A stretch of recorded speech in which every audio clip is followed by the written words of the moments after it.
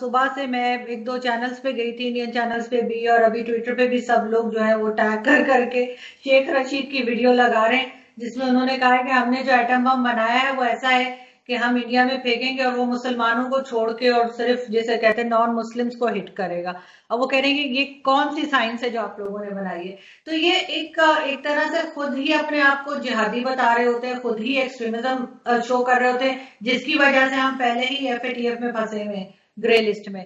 اور اس کے بعد اس طرح کی ایک نان سیریس اسٹیٹمنٹ، وہ بھی ایک منسٹر کی طرف سے، اگر کوئی جرنلسٹ کہے نا میرے جیسا یا کوئی اور، تو چلے ہو سکتا ہے لوگ اس کو چھوڑ بھی دیں کہ خیر ہے، کیونکہ ہم لوگ تو بالکل جیسے آپ پہلے بات کر رہے تھے اس کیٹیگری میں آتے ہیں کہ جن کو کبھی بھی پرائم منسٹر کی جو پریس بریفنگ ہوتی ہے اس میں نہیں بلایا جاتا، کیونکہ ان کو پتا ہے کوئی الٹا سوال کر دیں گے، وہ وہی انہی کو بلاتے ہیں جن کا پتا ہوتا ہے کہ انہوں نے کیا پوچھنا ہے۔ تو اس طرح کے اسٹیٹمنٹ تو سر ان کے منسٹرز بھی دیتے ہیں، اب جیسے وہ مراد سعید نے کہا تھا کہ جی وہ ہم تو منہ پہ ماریں گے آئی ایم ایف کے ڈالرز لا کے، اور اس طرح کی باتیں تو یہ کرتے رہتے ہیں، لیکن ساتھ ہی انہوں نے انڈیا کے ساتھ جو ہے وہ ٹینشن اور بڑھا دیے پہلے کے مقابلے میں۔ آپ کو نہیں لگ رہا کہ یہ ایک ٹھیک طریقے سے اپنا کیس لے جا ہی نہیں سکے کشمیر کا؟ ہر جگہ پہ صرف تقریریں کر کے آ جاتے ہیں، جو یہ بہت اچھی کرتے ہیں، میرے خیال ہے اسکول کالجز میں انہیں ایوارڈ بھی ملے ہوں گے، لیکن اس سے زیادہ کچھ نہیں ہے۔ دیکھیے میں اس طرف آتا ہوں، لیکن اس سے پہلے میں اپنے پسندیدہ منسٹر شیخ رشید کے بارے میں ایک کمنٹ ضرور کرنا چاہوں گا۔ شیخ رشید انفیکٹ ان کے منسٹر نہیں ہیں، وہ بڑے لمبے عرصے سے آ رہے اسٹیبلشمنٹ کے نگران منسٹر ہیں جن کی نظر سب پہ رہتی ہے۔ بائی دا وے شیخ رشید جو ہیں بڑے جہاندیدہ آدمی ہیں، وہ 10 عمران خان بھی ان کے آگے کھڑے نہیں ہو سکتے۔ وہ انٹرٹینمنٹ کے لیے اس طرح کی جو ہے نا وہ اسٹیٹمنٹس دیتے ہیں۔ اگر ادروائز شیخ رشید سے آپ ون آن ون بات چیت کریں، جو شاید آپ کو کبھی موقع ملا ہو، تو وہ بہت جہاندیدہ آدمی ہیں، وہ پوری تہوں کو جانتے ہیں کہ بھئی ہم کن پانیوں پہ کھڑے ہیں، مجھے یوں کہنے دیجیے۔ بٹ وہ پبلک کنزمپشن کے لیے یہ اسٹوپڈ اسٹیٹمنٹس اپرنٹلی دیتے ہیں۔ بھارت کے ساتھ عمران خان صاحب، جیسا میں نے شروع میں کہا، ہیرو آدمی ہے۔ ان کا یہ خیال تھا کہ یہ جب پرائم منسٹر بنیں گے تو بھارت ان کو ہاتھوں ہاتھ لے گا، کیونکہ ان کو پرانا تجربہ تھا کہ کرکٹ پیشن ہے پاکستان، بنگلہ دیش، بھارت، انگلینڈ، خاص طور پر وہ ہمارے سب کانٹیننٹ کا، تو کرکٹ وہاں پہ ایک طرح سے سیمی ریلیجن ہے۔ تو ان کا یہ خیال تھا کہ ان کو ایک طرح سے پوجا جاتا تھا ایک بھارت میں، جب یہ اچھے فاسٹ بولر ہوتے تھے، اور پھر اس کے بعد ان کے بھارت میں مطلب وہ جو رنگین زندگیوں کے کئی واقعات، ان کا یہ خیال تھا کہ بھارت میں ان کو بہت ریسیپشن ملے گا۔ اچھا، بھارت بڑا خوبصورت ملک ہے، ہم سب اصل میں بھارتی ہیں، ہم اپنے بارے میں جھوٹ بولتے ہیں تو وہ ایک الگ بات ہے۔ جیسے کوئی جرمن یہ کہے کہ وہ یورپین نہیں ہے تو وہ جھوٹ ہی ہوگا نا، اسی طرح پاکستانی، بنگالی، شری لنکن کوئی کہے کہ وہ بھارتی نہیں ہے تو جھوٹ ہی بولے گا نا۔ بھارت کے ساتھ آپ محبت کے ساتھ پیش آئیں تو بہت محبت ملتی ہے، اور یہ محبت کے ساتھ جب پیش پاکستانی آیا کرتے تھے تو بہت محبت ملا کرتی تھی، مگر بدقسمتی سے یہ ڈبل کراس کرتے تھے کہ رات کو جی ہم بیٹھیں گے گپے لگائیں گے، اور صبح کرکٹ کھیلیں گے، چائے پیئیں گے، اور اگلی رات پٹھان کوٹ کا حملہ ہو جاتا تھا۔ تو بھارت اب چینج ہو گیا ہے، بھارت نے کہا ہے کہ نہیں، پٹھان کوٹ اب نہیں چاہیے، بامبے نہیں چاہیے، دلی کی پارلیمنٹ کا اٹیک نہیں چاہیے، ہمیں اب سیدھا سیدھا چاہیے اچھا ریلیشن۔ اب کرکٹ تب کھیلیں گے، چائے تب پیئیں گے جب ہمیں ایشورنس ہو آپ سے بھی، اور بین الاقوامی برادری ہمیں آپ کی ایشورنس دے کہ آپ ہمارے ساتھ اچھے ہیں۔ یہ ممکن نہیں تھا۔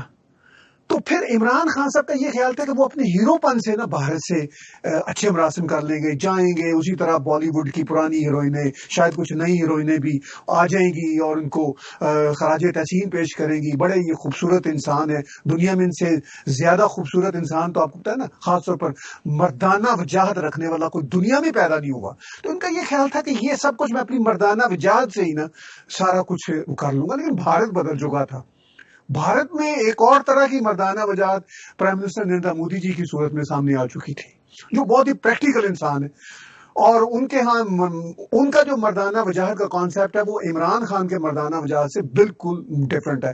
ان کی مردانہ وجاہت کا یہ سٹیٹمنٹ تھا کہ اب گولی اور بارود کے ماحول میں دوستی نہیں چلے گی۔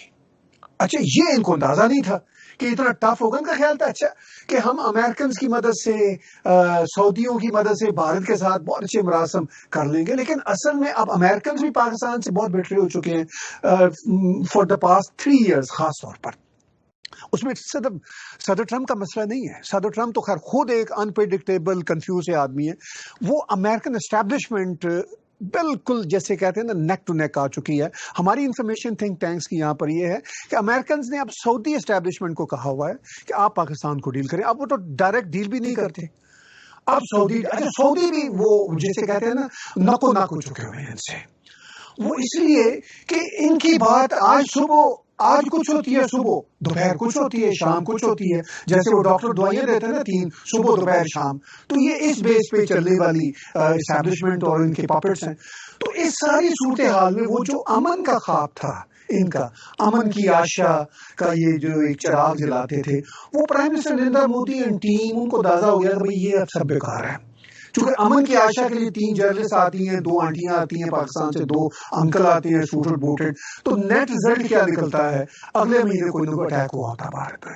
تو انہوں نے کہا کہ ان آنٹیوں سے یہ جرنلسٹ آ رہی ہیں 2-4، ان سے ہم نے بات چیت کر کے کیا کرنی ہے. پاکستان میں ایون عمران خان جو ہیرو اپنے آپ کو سمجھتے ہیں، ان سے بھی بات چیت کر کے کیا کرنی ہے. جو اصل پاکستان میں ہے وہ تو اسٹیبلشمنٹ ہے. اچھا ٹھیک ہے، اسٹیبلشمنٹ کے ساتھ بات کرتے ہیں. اچھا اسٹیبلشمنٹ کے ساتھ جب بات کرتے ہیں تو اسٹیبلشمنٹ ایک ہاتھی ہوتا ہے کسی ملک کا. پاکستان کا اسٹیبلشمنٹ بھی ایک ہاتھی ہے. یہ ایک بڑا سا پتھر ہے جو ایک خاص مائنڈ سیٹ کے ساتھ بیٹھا ہوا ہے. میں آپ کو آج ایک واقعہ بتاتا ہوں بڑا انٹرسٹنگ. میں اب نام نہیں لوں گا. میرے ایک دوست ہیں، ہم کلاس فیلو رہے، لیفٹیننٹ جنرل صاحب.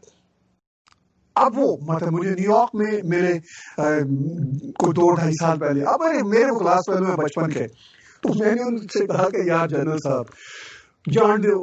کہنے لگے یار تم بکواس بند کرو. اب ہم اس طرح کے دوست ہیں. مجھے کہنے لگے یار تم بکواس بند کرو، تم یہ باتیں کر سکتے ہو. دیکھو میں نے 30 سال اس آرمی میں گزارے ہیں. اب میرے آخری 1.5-2 سال رہ گئے ہیں. میں کوئی اسٹوپڈ بات کر کے اپنا جو پرانا پاسٹ ہے آرمی میں وہ کیوں خراب کروں گا؟ تمہارا بھاشن میں وہاں پہ کیوں دوں گا؟ میں نے آگے دیکھنا ہے کہ جو ہی ریٹائرمنٹ ہونی ہے اس کے بعد مجھے کون سا ادارہ ملنا ہے جس کا میں نے سربراہ بننا ہے. پھر میں نے دیکھنا ہے کہ میری وہ بچی امریکہ میں ہے، بیٹا آسٹریلیا گیا ہوا ہے، ان کو مزید ذرا سیٹل کرنا ہے، وہ پڑھ رہے ہیں. اور تو یہ میرے زندگی کے گول ہیں. اور تم مجھے یہ کہتے ہو کہ میں یہ سمجھاؤں اسٹیبلشمنٹ کو کہ بھارت کے ساتھ یہ کر لو. بھائی بھارت کا نام ہی لیں گے وہ مجھے کہنے لگے تو وہ ان کے کان کھڑے ہو جائیں گے. وہ کہیں گے کہ اچھا جنرل صاحب کہیں نیو یارک میں کسی بھارتی ایجنٹ سے تو نہیں مل کے گئے؟ میں نے کہا میرے سے تو مل ہی رہے ہوگا. تو کہنے لگے کہ یار بکواس بند کرو.